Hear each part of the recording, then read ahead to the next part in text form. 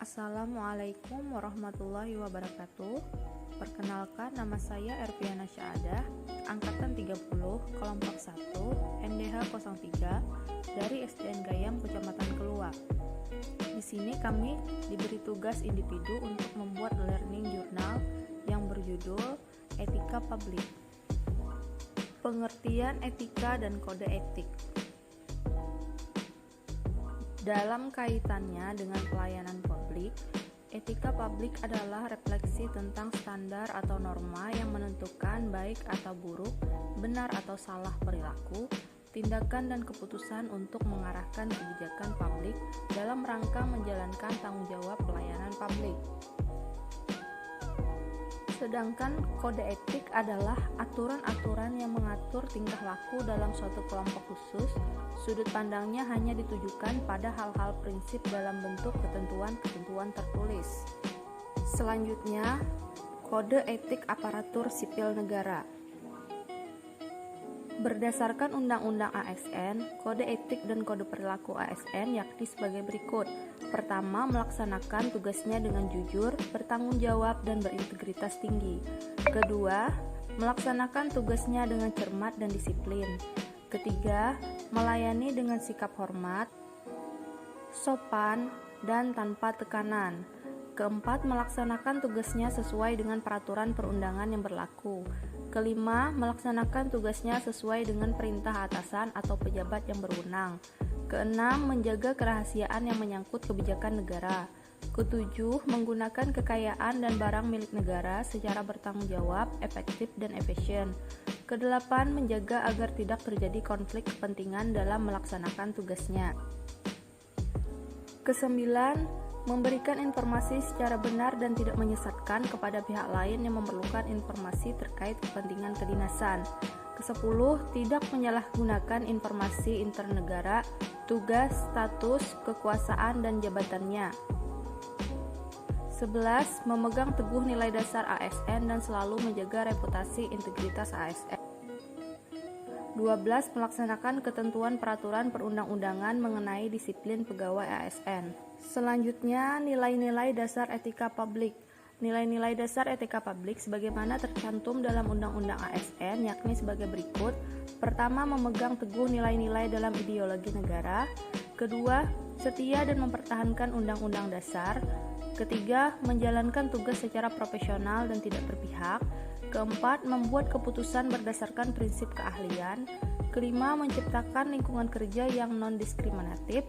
Keenam, memelihara dan menjunjung tinggi standar etika luhur. Ketujuh, mempertanggungjawabkan tindakan dan kinerjanya kepada publik. Kedelapan, memiliki kemampuan dalam melaksanakan kebijakan dan program pemerintah. 9. Memberikan layanan kepada publik secara jujur, tanggap, cepat, tepat, akurat, berdaya guna, berhasil guna, dan santun. 10.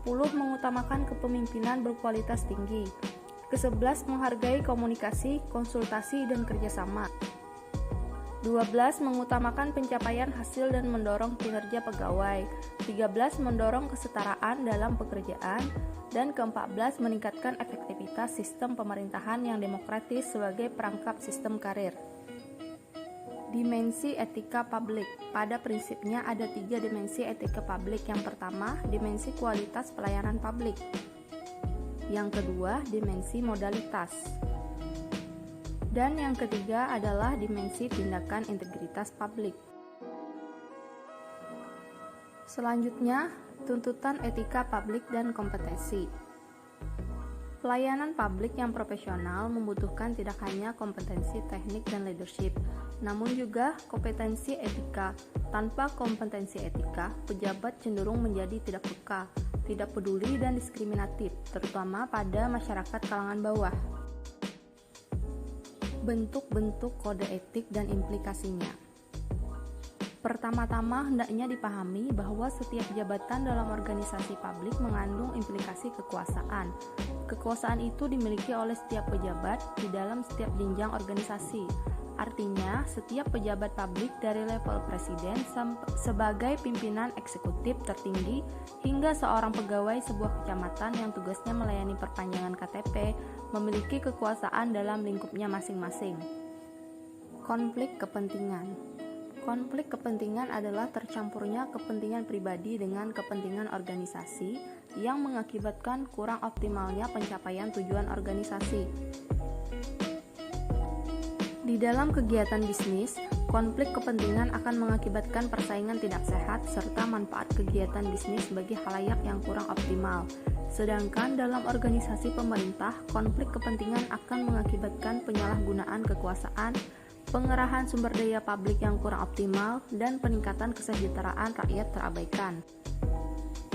Implikasi kode etik dalam pelayanan publik. Para pegawai dan pejabat perlu terus diingatkan akan rujukan kode etik PNS yang tersedia. Sosialisasi dari sumber-sumber kode etik itu beserta penyadaran akan perlunya mentaati kode etik harus dilakukan secara berkesinambungan dalam setiap jenis pelatihan kepegawaian untuk melengkapi aspek kognisi dan aspek profesionalisme dari seorang pegawai sebagai abdi masyarakat. Berikutnya, rujukan pelaksanaan kode etik yang sifatnya normatif perlu dibarengi dengan diskusi mengenai berbagai kasus nyata yang dialami oleh seorang pegawai di dalam lingkungan kerjanya masing-masing. Aktualisasi etika aparatur sipil negara. Aktualisasi etika publik baik dalam kedudukannya sebagai aparatur sipil negara maupun sebagai anggota masyarakat.